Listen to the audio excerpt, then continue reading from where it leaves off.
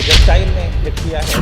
जो एक्सप्लोजिव इस्तेमाल हुआ है वो TNT लग रहा है।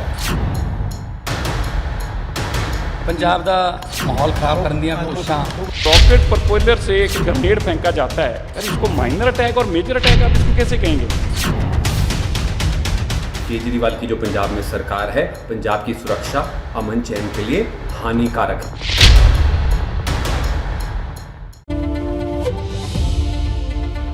नमस्कार, मैं हूं सुमित अवस्थी और इंडिया चाहता है में आप सबका स्वागत है। आज मैं 3 बड़ी खबरों के तेवर और कलेवर के साथ हाजिर हूं।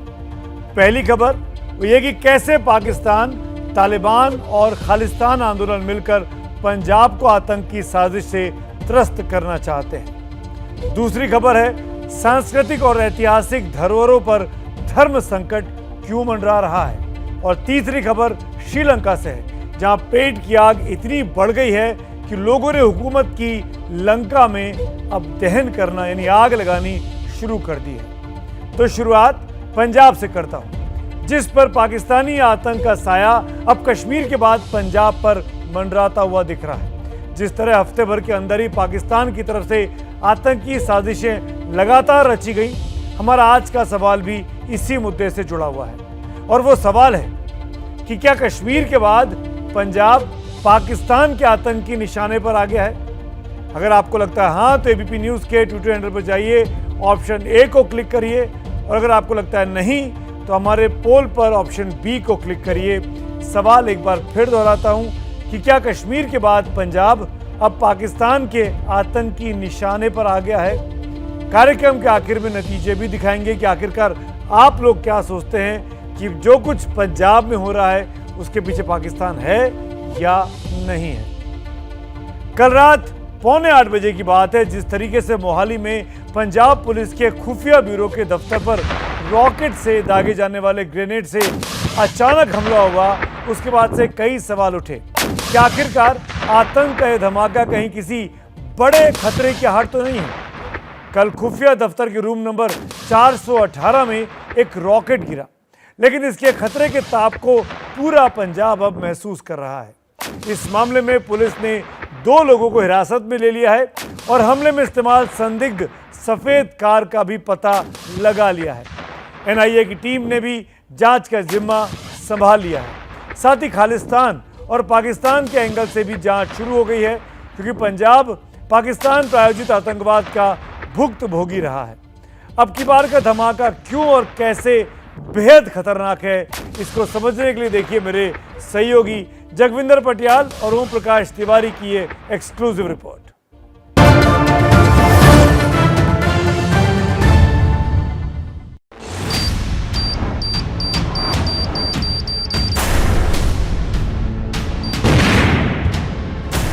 एक धमाका और पंजाब की सुरक्षा के दावों की धज्जियां उड़ गईं। एक धमाका और उसकी डरावनी आवाज से निकला ये सवाल कि क्या दूसरों को सुरक्षा देने वाली पंजाब की पुलिस खुद ही महफूज नहीं है?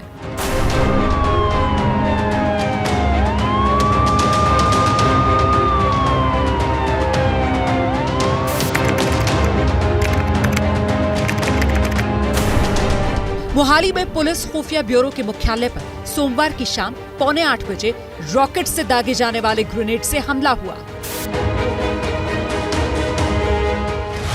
हमला इतना बड़ा था कि रॉकेट इमारत की खिड़की को तोड़ते हुए दूसरी मंजिल तक जा पहुंचा। धमाके की आवाज इतनी तेज थी कि आसपास का इलाका थर्रा उठा। एक तरफ खाली मैदान, जिससे पुलिस को अंदेशा है कि हमला उसी इलाके से हुआ होगा। यह हमला RPG से 115 मीटर से 700 मीटर तक की रेंज से हुआ होगा। जो एक्सप्लोजिव इस्तेमाल हुआ है वो TNT लग रहा है। बाकी इसमें जिस तरीके से इंसिडेंट हुआ है शाम के टाइम, उस टाइम कमरे में कोई नहीं था और इम्पैक्ट दीवार पे आया, इसलिए नुकसान कोई नहीं हुआ है। हम पंजाब पुलिस इंटेलिजेंस हेडक्वार्टर के बिल्कुल बाहर खड़े हैं। ये वही खिड़की है जहां पे इंटेलिजेंस विंग हेडक्वार्टर के बिल्डिंग की, जहां पे आरपीजी जो है रॉकेट प्रोपेल्ड ग्रेनेड जो है फेंका जाता है। सामने आप देख सकते हैं ये खिड़की जो है, इस खिड़की का शीशा कांच जो है टूटे हुए हैं और बाहर जो सीमेंटेड पोर्शन है इस खिड़की का, उसके ऊपर जाके रॉकेट प्रोपेल्ड ग्रेनेड जो है ये टकराता है। खुफिया ब्यूरो के हेडक्वार्टर पर हमले से पहले पंजाब में आतंकी हरकतों की पूरी क्रोनोलॉजी को समझिए। 29 अप्रैल को पटियाला में दो समुदायों के बीच झड़प हुई। खालिस्तानी आतंकवादी गुरपतवंत सिंह पन्नू ने खालिस्तान स्थापना दिवस मनाने का ऐलान किया। देश विरोधी नारे लगे।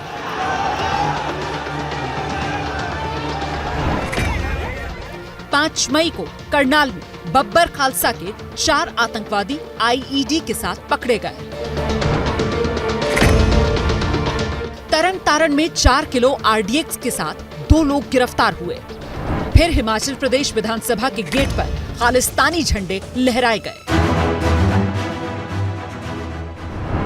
और अब मोहाली में पुलिस खुफिया दफ्तर पर आरपीजी से हमला हुआ।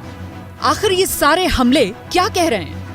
मान लिया कि इनसे अब तक कोई बड़ा नुकसान नहीं हुआ है, लेकिन ऐसे छोटे छोटे नुकसान बहुत बड़े खतरे की भविष्यवाणी कर रहे हैं। नुकसान अभी कोई नहीं हुआ, वो धमाका था। ब्लास्ट बाहर से था, ब्लास्ट बाहर से। नहीं तो क्या आरपीजी की तरफ वो गन टाइप से फायर किया गया और किसने फायर किया? देखिए वो सारी तफ्तीश चल रही है, इससे किसने फायर किया इसे इग्नोर नहीं किया जा सकता। अब आप पिछले 10 दिन में पंजाब में जो कुछ हुआ है उसमें एक चीज कॉमन पाएंगे और वो है पाकिस्तान कनेक्शन। एबीपी न्यूज पर खुफिया दस्तावेजों के हवाले से ये खुलासा हुआ है कि पंजाब को 30 साल बाद फिर से सुलगाने की कोशिश की साजिश आईएसआई ने रची है।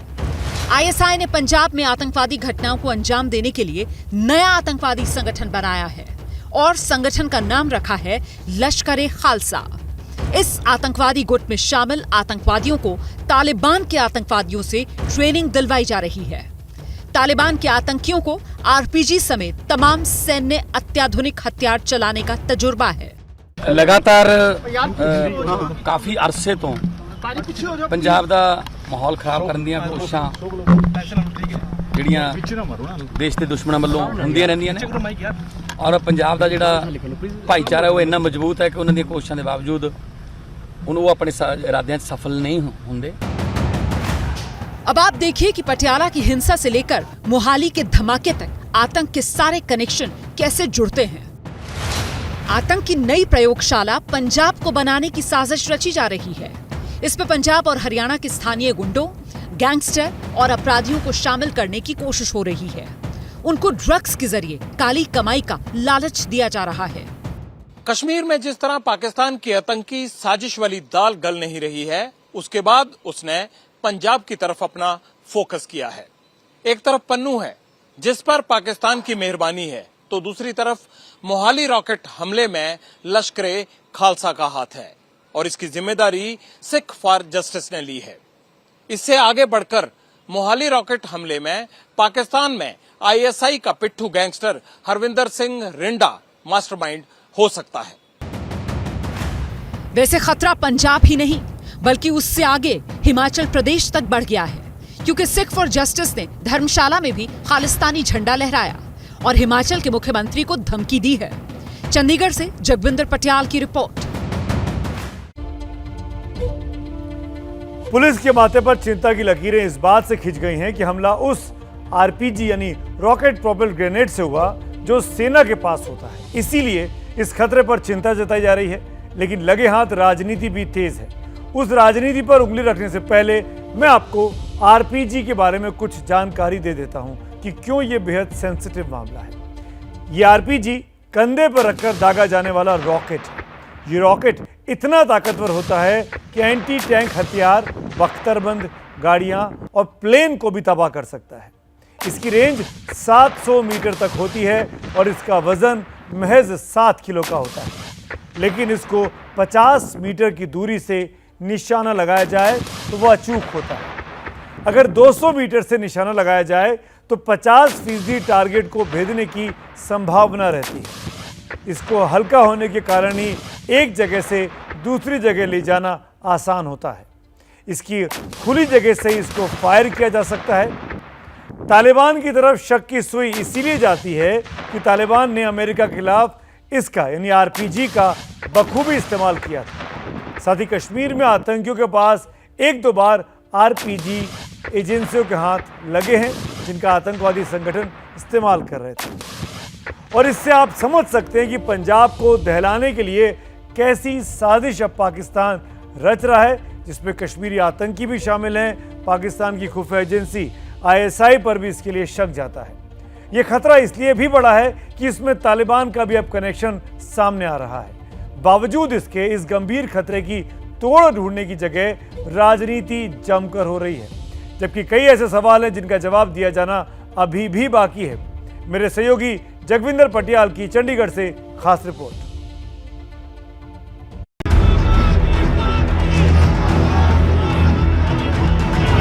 ईमानदारी के दिन आने वाले हैं। 5 साल सच्चाई और ईमानदारी के बीते। कहां तो तय था कि पंजाब के दिन फिरेंगे और कहां आतंकवाद की आहट अब शोर में बदलने लगी है। मोहाली ब्लास्ट के बाद पंजाब में जहां सवाल उठ रहा है कि ऐसे कैसे खुफिया ब्यूरो के दफ्तर पर आतंकी हमला हो गया, वहीं सियासत भी तेज है। पुलिस के ही दफ्तर पे हमला हो जाना ये बात दर्शाता है कि आम आदमी पार्टी केजरीवाल की जो पंजाब में सरकार है, पंजाब की सुरक्षा अमन चैन के लिए हानिकारक है। हम चाहते हैं कि वो इस लड़ाई को लड़ें, लेकिन वो केजरीवाल जी को छोड़ें। केजरीवाल जी की डिफरेंट प्रायोरिटीज हैं। केजरीवाल जी की प्रायोरिटी पंजाब की नहीं है, केजरीवाल जी की प्रायोरिटी सिख नहीं है, केजरीवाल जी की प्रायोरिटी देश की सत्ता हासिल करना। आम आदमी पार्टी की सरकार, भगवंत मान जी की सरकार हर सख्त से सख्त कदम उठाने के लिए तैयार है और जिन लोगों ने मोहाली ब्लास्ट को अंजाम दिया है वो जल्द ही सीख के पीछे। कश्मीर के बाद पंजाब ही पाकिस्तान के आतंकवादी हमलों का टारगेट रहा है। मोहाली में पुलिस के खुफिया दफ्तर पर हमले के बाद कुछ सवाल हैं जिनका जवाब मिलना बाकी है। सवाल नंबर 1, जिस आरपीजी से हमला हुआ वो सेना के पास होता है, तो सवाल उठता है कि सेना का हथियार आतंकवादियों तक पहुंचा कैसे। सवाल नंबर 2, पंजाब पुलिस के खुफिया दफ्तर पर सीसीटीवी तक कैसे नहीं है। सवाल नंबर 3, जब अपने दफ्तर की ही खुफिया जानकारी पंजाब पुलिस के खुफिया ब्यूरो को नहीं है, तो दूसरी सीक्रेट जानकारी वो कहां से लाएगी। सवाल नंबर 4, अगर ये किसी बड़ी आतंकी साजिश की छोटी सी झलक है, तो सरकार के पास इसका जवाब क्या है। और सवाल नंबर 5, राजनीतिक दल मिलकर काम करने की जगह एक दूसरे पर कीचड़ उछालने में मशगूल क्यों है। अगर इन सवालों का जवाब नहीं मिला तो डर है कि हालात कहीं 1980 के दशक वाले ना हो जाएं, जब पंजाब में आतंकवाद का नंगा नाच चल रहा था। आप इस खतरे को कांग्रेस सांसद मनीष तिवारी की आशंका से समझ सकते हैं। उन्होंने इतिहास के पन्ने पलटते हुए बताया है कि हालात आउट ऑफ कंट्रोल हुए थे तो 1983 में तत्कालीन प्रधानमंत्री इंदिरा गांधी ने अपनी ही पार्टी की दरबारा सिंह सरकार को बर्खास्त कर दिया था। इसके बाद भी हालात सुधरे नहीं। जो बात वो नहीं कह रहे हैं वो ये है कि तब ऑपरेशन ब्लू स्टार जैसी स्थिति बनी थी जिसने पंजाब को पूरे दशक तक लहूलुहान रखा। एक तरफ पाकिस्तानी आतंक बढ़ रहा है और दूसरी तरफ ड्रग्स का धंधा भी धीमा नहीं हो रहा। चंडीगढ़ से जगविंदर पटियाल की रिपोर्ट। पंजाब में आतंक की हर आहट खालिस्तान आंदोलन के खूनी इतिहास की याद ताजा कर देती है। 40 साल पहले पाकिस्तान ने खालिस्तान बनाने वाले आंदोलन को जमकर मदद की थी। हालांकि भारत की सूझबूझ और पंजाब के लोगों के देश प्रेम के कारण पाकिस्तान के मंसूबे कामयाब नहीं हुए थे, लेकिन पाकिस्तान उन आतंकी हरकतों से करीब एक दशक तक लहूलुहान रहा। 1983 में खालिस्तान समर्थक आतंकियों ने स्वर्ण मंदिर में डीआईजी एएस अटवाल की हत्या की थी। 1984 में जरनैल सिंह भिंडरावाला ने स्वर्ण मंदिर पर कब्जा कर लिया था। तब स्वर्ण मंदिर को मुक्त कराने के लिए सेना को भेजना पड़ा था, जिसके लिए ऑपरेशन ब्लू स्टार चलाया गया। इसमें भिंडरावाला तो मारा गया, लेकिन स्वर्ण मंदिर को काफी नुकसान पहुंचा। सिख भावनाएं आहत हुई, पंजाब का माहौल बिगड़ गया। उसी का नतीजा हुआ कि 31 अक्टूबर 1984 को तत्कालीन प्रधानमंत्री इंदिरा गांधी को उनके सिख बॉडीगार्ड्स ने गोली मारी, हत्या कर दी। 1985 में एयर इंडिया विमान का धमाका हुआ तो 1986 में पूर्व आर्मी चीफ जनरल वैद्य की हत्या की गई। इसी कड़ी में आखिरी हिला देने वाली घटना 31 अगस्त 1995 को हुई, जब पंजाब में आतंकवाद का सफाया करने वाले मुख्यमंत्री बेअंत सिंह की हत्या हो गई। पंजाब को लेकर खालिस्तानी आतंक पैदा करने वाले धर्म के नाम पर एक देश की बात करते हैं, लेकिन भारत अनेकता में एकता वाला देश है। यहाँ कोई सिख है, कोई तमिल है, कोई मराठा है, कोई कश्मीरी है, कोई कन्नड़ है, कोई गुजराती है, कोई बिहारी है, लेकिन सब मिलकर हिंदुस्तानी हो जाते हैं। लेकिन धर्म के सवाल पर कई जगह आग भी भड़की हुई है। एक तरफ ताजमहल के 22 कमरों को खोलने के लिए कुछ लोगों ने अदालत का दरवाजा खटखटाया है, क्योंकि उनको लगता है कि वो तेजो महालय मंदिर है। तो वही अब कुछ लोग कुतुब मीनार वाले कैंपस में पूजा पाठ करने के लिए हिंदू संगठनों ने आज प्रदर्शन किया। उनका यह दावा है कि ये कुतुब मीनार नहीं, इसको विष्णु स्तंभ कहना चाहिए। मेरे सहयोगी जैनेन्द्र कुमार और अंकित गुप्ता की ये खास रिपोर्ट।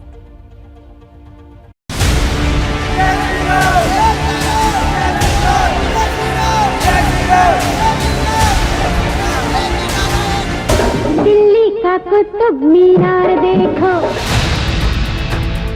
ना ना, अब कुतुब मीनार नहीं बल्कि विष्णु स्तंभ देखिए। धर्म का ये झगड़ा 800 साल पुरानी इस ऐतिहासिक इमारत की कब्र पर खड़ा है।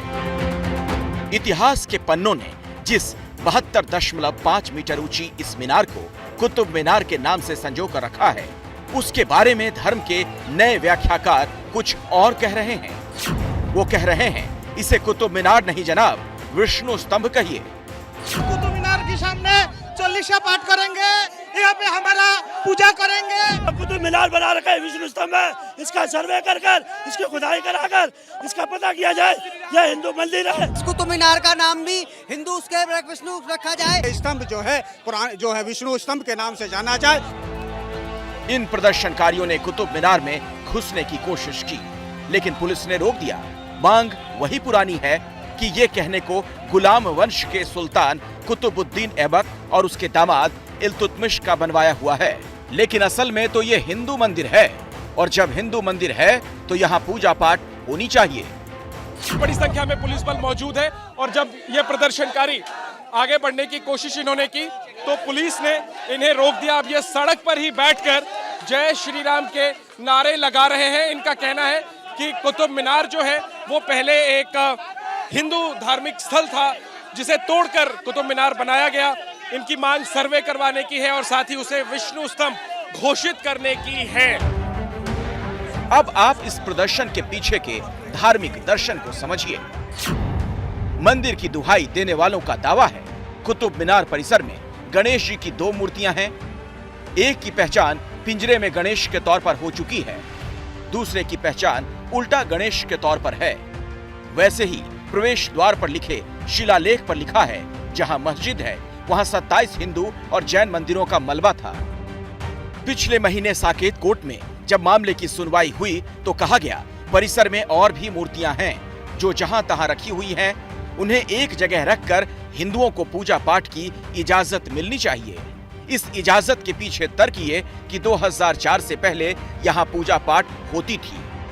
ये एक पट्टिका लगी हुई है जिसमें लिखा हुआ है कि ये जब इसका जो कुतुब मीनार है जब यहाँ पर निर्माण कार्य किया गया है तो उसमें जो प्रयुक्त खंबे तथा दूसरी वस्तु सामग्री मूलतः 27 हिंदू एवं जैन मंदिरों को ध्वस्त कर प्राप्त की गई थी, और इसी मुद्दे को लेकर के मामला अदालत तक में भी पहुंच रहा है। इसी मुद्दे को लेकर के लोगों की मांग भी चल रही है।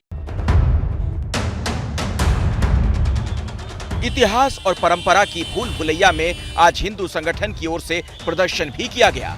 दिन मंगलवार का था तो जिद थी कि हनुमान चालीसा पढ़ेंगे, लेकिन जब एक प्रदर्शनकारी से हमारे संवाददाता जैनेन्द्र कुमार ने कहा कि हनुमान चालीसा पढ़कर सुना दीजिए तो वो बगले झांकने लगे।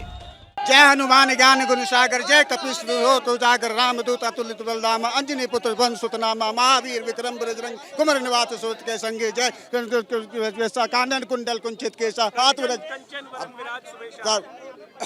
जी तो पूरा के साथ कानन कुंडल किंचित के साथ तो पूरा जो है गरजा विराजे तांबे मूछ जनेऊ साजे कंचन केसरी हुनर।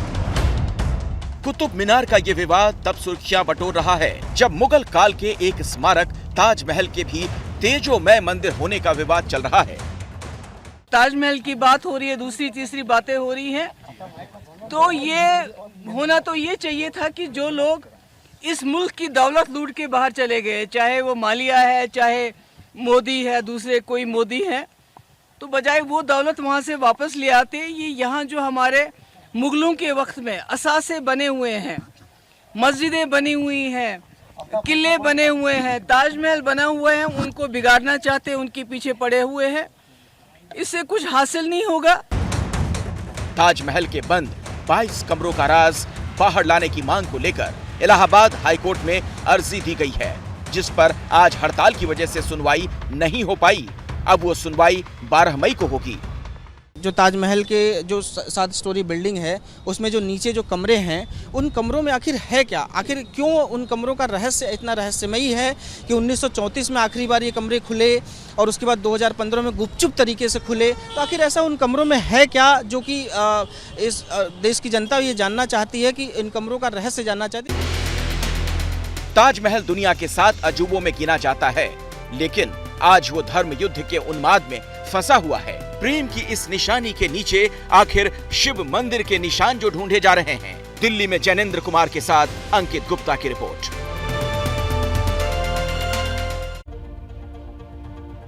अब दिल्ली की कुतुब मीनार हो या फिर आगरा का ताजमहल, इनकी ऐतिहासिक पहचान पर मंदिरों की परत चढ़ने लगी है। अब आप बिल्कुल संक्षेप में ये समझिए कि हिंदू संगठन किस आधार पर ये कह रहे हैं कि चाहे कुतुब मीनार हो या फिर ताजमहल हो, ये दोनों ही एक ज़माने में मंदिर हुआ करते थे। बारी बारी से आपको समझाता हूँ। कुतुब मीनार को विष्णु स्तंभ बता रहे हैं तो वो ताजमहल को तेजोमहल मंदिर बताते हैं। हिंदू संगठन मीनार परिसर में गणेश की मूर्ति होने की दुहाई देते हैं, तो ताजमहल के बारे में इनका कहना है कि दीवारों की नक्काशी पर ओम शब्द लिखा गया है, ओम भूर्भुवः स्वः वाला। ये लोग कुतुब मीनार के शिलालेख पर हिंदू और जैन मंदिर की छप के प्रमाण होने की छाप होने की बात करते हैं, तो ताजमहल के शिखर को नारियल और आम्र पल्लव का प्रतीक बताते हैं कि ताजमहल के टॉप पर कोई नारियल जैसा प्रतीक है। हिंदू संगठन कुतुब मीनार में पूजा पाठ की अनुमति की बात कर रहे हैं और इसी आधार पर कि वहाँ पर 18 साल पहले तक पूजा पाठ हुआ करती थी। तो ताजमहल को अपने इस दावे के आधार पर मंदिर बता रहे हैं कि उसकी संगमरमर की जाली में 108 कलश चित्रित हैं, बने हुए हैं। इससे साफ हो जाता है कि इसी आधार पर अब हिंदू संगठन ये चाहते हैं कि चाहे कुतुब मीनार हो या फिर ताजमहल हो, जो कि वर्ल्ड हेरिटेज साइट्स हैं, जिसको दुनिया भर के लोग पर्यटक घूमने आते हैं, देखने आते हैं, उनको बदलकर हिंदू देवी देवताओं के नामों पर रख दिया जाए, जैसा कि दावा ये तमाम हिंदू संगठन कर रहे हैं। इन झगड़ों के बीच ही वाराणसी में ज्ञानव्यापी मस्जिद पर विवाद गहरा गया है। पहले तो उसके सर्वे पर ही महाभारत छिड़ी थी कि बीजेपी के एक नेता के एक बयान ने भूचाल लाकर रख दिया। बीजेपी के फायरब्रांड नेता और पूर्व विधायक संगीत सोम ने कहा है कि जो 92 में हुआ वही 22 में होगा। क्या मतलब है उनका, बता रहे हैं मेरे सहयोगी रणवीर अपनी इस खास रिपोर्ट। क्या 22 में 92 जैसा माहौल चाहते हैं संगीत सोम? जानते हैं जो 92 में हुआ वो 22 में होगा। 30 साल पुराने जख्मों को क्यों कुरेद रहे हैं संगीत सोम?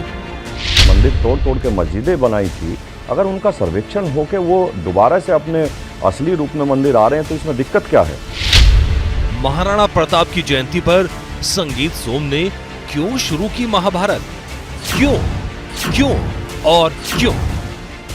सब यही जानना चाहते हैं कि जब अदालत अपनी निगरानी में ज्ञानवापी का सच जानने की कोशिश कर ही रही है, तो फिर संगीत सोम क्यों फेसबुक पर विवादित पोस्ट लिख रहे हैं और क्यों तड़क भड़क रहे हैं? सिर पर भगवा साफा और जुबान शुद्ध सियासी, ऊपर से ताली बजने वाले समर्थकों की भीड़ों, तो नेता वाहवाही लूटने के लिए किसी भी हद तक चले जाते हैं और वही काम संगीत सोम ने किया। क्योंकि हम जानते हैं कि जब अधिकारी कोर्ट के आदेश पे जो गए हैं, जब अंदर जाएंगे तो वो देखेंगे वहाँ तो स्वास्तिक बना हुआ है, वहाँ तो भगवान की मूर्ति लगी हुई है। आप जानते हैं कि जब बाहर लोगों को ये पता लगेगा तो क्या होगा, आप भी जानते हैं, जो 92 में हुआ वो 22 में होगा।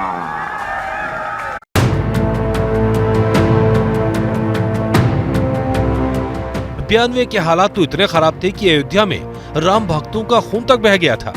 नफरत की ऐसी आग फैली थी कि देश में दोनों समुदायों के सैकड़ों बेगुनाहों की जान चली गई थी। अमन की जगह अशांति ने ले ली थी। तो क्या संगीत सोम ज्ञानवापी के नाम पर देश में वो सब कुछ फिर से होते देखना चाहते हैं? यही सवाल हमने उनसे पूछे, तो सुनिए उन्होंने क्या कहा। आपने 92 का उदाहरण दिया है बाबरी मस्जिद का, तो एक तरीके से इसको क्या तो जो 92 लोगों ने जो 92 में हुआ, क्या वो सही नहीं था? वो कोर्ट से भी साबित हो गया ना, हो गया कि वहाँ मंदिर था। तो इसी तरीके से आज ज्ञानवापी के बारे में हम कह रहे हैं, वहाँ भी मंदिर था, मंदिर है और मंदिर ही रहेगा। पहले विवादित बयान देना, फिर फेसबुक पोस्ट के जरिए उन बयानों को बढ़ावा देना और आखिर में दलीलों का ऐसा अंबार लगा देना कि बात उलझ कर रह जाए। यही नए दौर की राजनीति का सियासत बनता जा रहा है। ज्ञानवापी के तराशे पत्थरों के बीच सच तलाशने के चक्कर में मतभेदों की खाई भी गहरी होती जा रही है। अदालत ने सर्वे के लिए जिन एडवोकेट कमिश्नर अजय मिश्रा की नियुक्ति की थी, उन पर मुस्लिम पक्ष को ऐतराज है। अब मांग है जज साहब खुद आए और सर्वे कराएं। बात उन्होंने कही, उन्होंने अपनी बात मौखिक कही, कोई लिखित बात नहीं कही। उन्होंने कहा कि मेरे द्वारा निष्पक्ष कार्रवाई की जा रही थी और न्यायालय का आदेश के अनुपालन में कार्रवाई कर रहे थे, मैं कोई गलत काम नहीं किया। हम लोगों ने जो एप्लीकेशन कमिश्नर को बदलने के लिए दिया था, उसी में जितने पॉइंट्स लिखे हैं उसी बहस किया गया और उनके दावे के ऊपर बताया गया कि दावे में कुछ है, आर्डर कुछ है, इसीलिए हम लोगों ने इतराज किया कमिश्नर बदलने का। इस विवाद के बीच अदालत कल फिर बैठेगी। तय होगा कि एडवोकेट कमिश्नर को बदलना है या नहीं। वाराणसी से संवाददाता रणबीर की रिपोर्ट। और अब बात बिहार की करते हैं। वहां की पॉलिटिक्स में अब पद यात्राओं की बाहर आने वाली। ऐसा लग रहा है कि हर नेता पैदल मार्च की एक नई परंपरा शुरू कर रहा है। लालू यादव के बेटे तेजस्वी यादव बिहार से दिल्ली तक पैदल मार्च की तैयारी कर रहे हैं। हालांकि ये मार्च वो कब शुरू करेंगे ये तारीख तो उन्होंने नहीं बताई, लेकिन ये जरूर कहा कि नीतीश कुमार अगर उनकी मांग नहीं मानेंगे तो वो पैदल मार्च के लिए पटना से दिल्ली की ओर कूच करेंगे।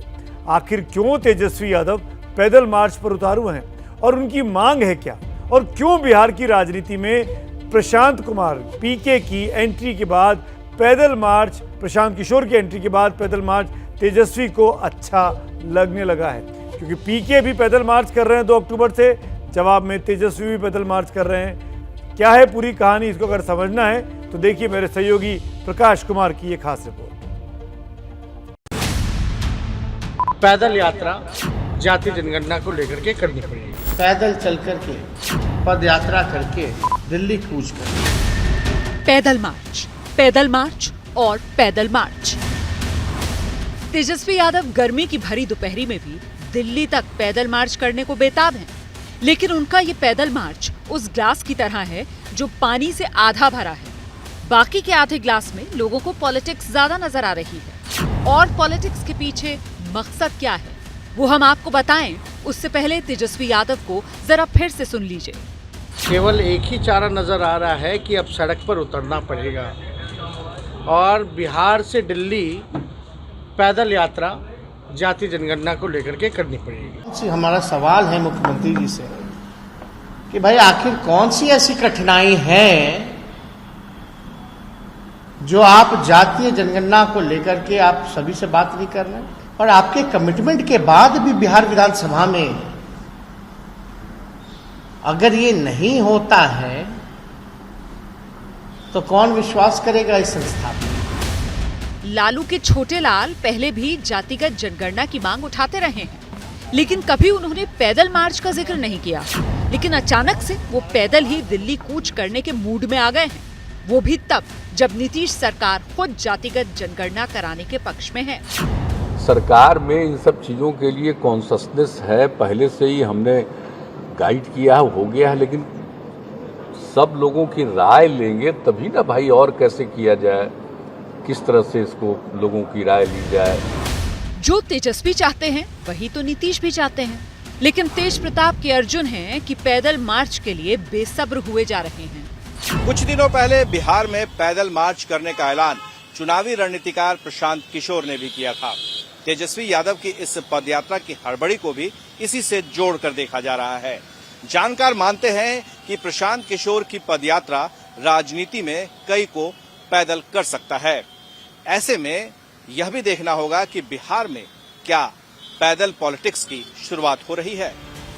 हाँ, यहाँ आपको इतना जरूर बता दें कि इस बार की जनगणना जातिगत हो या ना हो, लेकिन पूरी तरह डिजिटल जरूर होगी।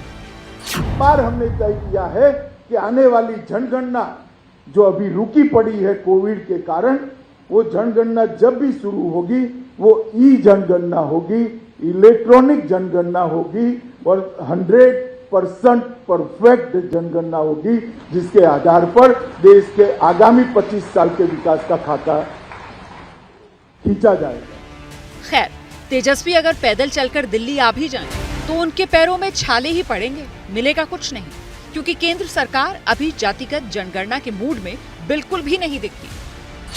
ये सब चलते रहता, देखिए ये शोभा सुंदर है, सत्ता का ये सब शोभा सुंदर है, चलते रहेगा। भारत सरकार जातीय जनगणना जात के आधार पर करना नहीं चाहती है। नीतीश कुमार जी बिहार सरकार चाहते हैं जातीय आधार पर जनगणना हो, तो ये तो आपस में सामंजस्य की बात है। अब तो बात साफ हो चुकी है कि तेजस्वी का पैदल दिल्ली आना या ना आना उससे कोई फर्क नहीं पड़ने वाला। लेकिन कहते हैं ना कि राजनीति में फैसले और फासले भविष्य को ध्यान में रखकर तय किए जाते हैं, और इस बार भविष्य की टक्कर में प्रशांत किशोर भी तो हैं।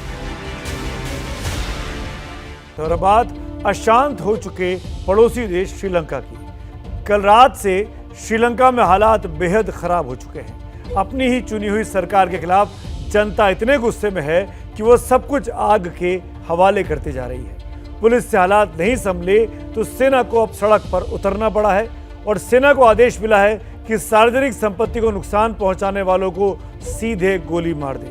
खुद प्रधानमंत्री को छुपकर एक नेवल डॉकयार्ड में पनाह लेनी पड़ी है ताकि वो कैंटोनमेंट में अपने आप को सेफ सुरक्षित महसूस कर सके।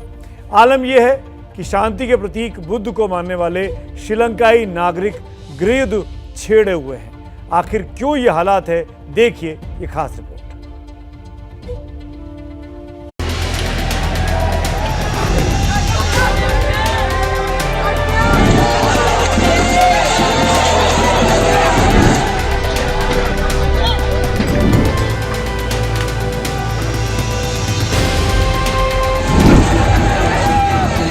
श्रीलंका के पूर्व प्रधानमंत्री का पुश्तैनी घर स्वाहा।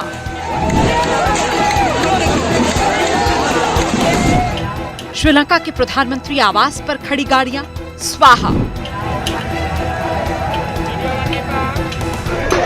श्रीलंका के कई सांसदों के घर स्वाहा।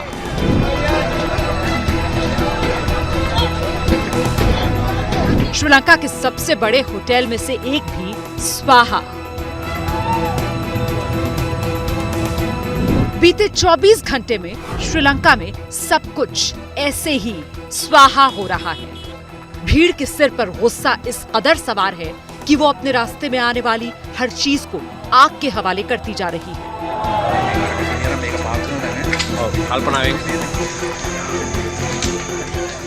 हम्बनटोटा से आई आगजनी की ये तस्वीर श्रीलंका के पूर्व प्रधानमंत्री महिंदा राजपक्षे के पुश्तैनी घर की है, जो सोमवार रात भीड़ के निशाने पर आ गया।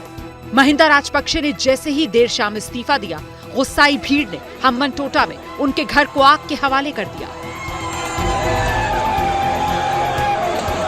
हम्बनटोटा का गुस्सा कोलंबो पहुंचा। यहाँ भी लोगों ने पीएम आवास को आग के हवाले करने के लिए देर रात घेर लिया। हालात बिगड़े तो सुरक्षा बलों ने फायरिंग की, आंसू गैस के गोले दागे, फिर किसी तरीके से लुका छिपाकर महिंदा राजपक्षे को वहाँ से निकाला। I don't think they should do that because this was a protest done by very peaceful, innocent people. But unfortunately, the law has been taken over by some of these groups who has been attacking the houses, attacking the ministers. So that is not the solution for this problem. PM आवास तो बच गया, लेकिन भीड़ ने कोलंबो में ही United People's Freedom Alliance party के सांसद सनत निशांत के घर को फूंक दिया। देखते ही देखते करोड़ों की इमारत खाक हो गई। श्रीलंका के गाले शहर में भी 200 के करीब प्रदर्शनकारियों ने एक साथ राजपक्षे सरकार में शिक्षा मंत्री रहे रमेश पथिराना के घर पेट्रोल बम फेंके और आग लगा दी।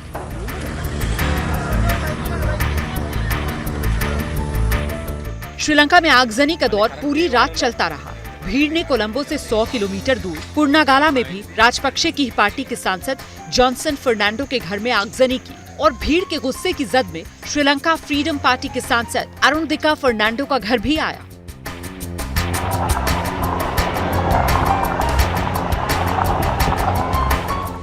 श्रीलंका में हाल इतने खराब हो गए हैं कि 1 महीने में दूसरी बार इमरजेंसी लगानी पड़ी और ये नौबत इसलिए आई क्योंकि कोरोना की वजह से टूरिज्म क्षेत्र चौपट हुआ, अर्थव्यवस्था लड़खड़ा गई, नौकरियां भी गई।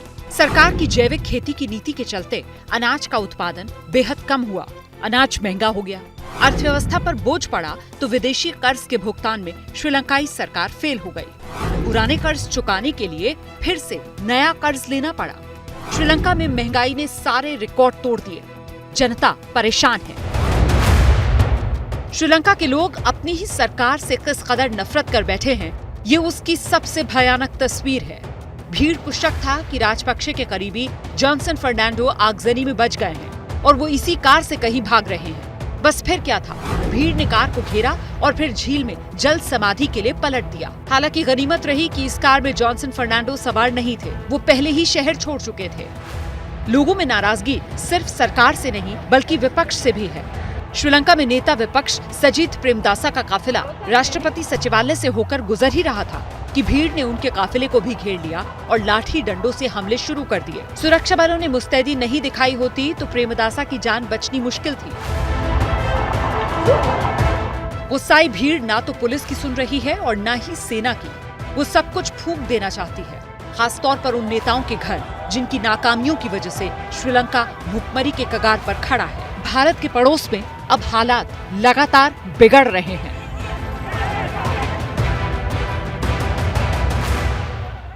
आज हमने आपसे पूछा था कि क्या कश्मीर के बाद पंजाब पाकिस्तान के आतंकी निशाने पर आ गया है।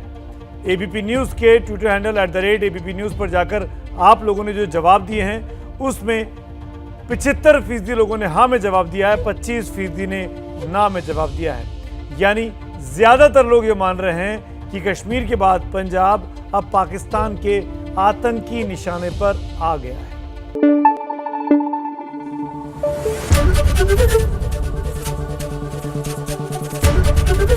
एबीपी न्यूज़ आपको रखे आगे।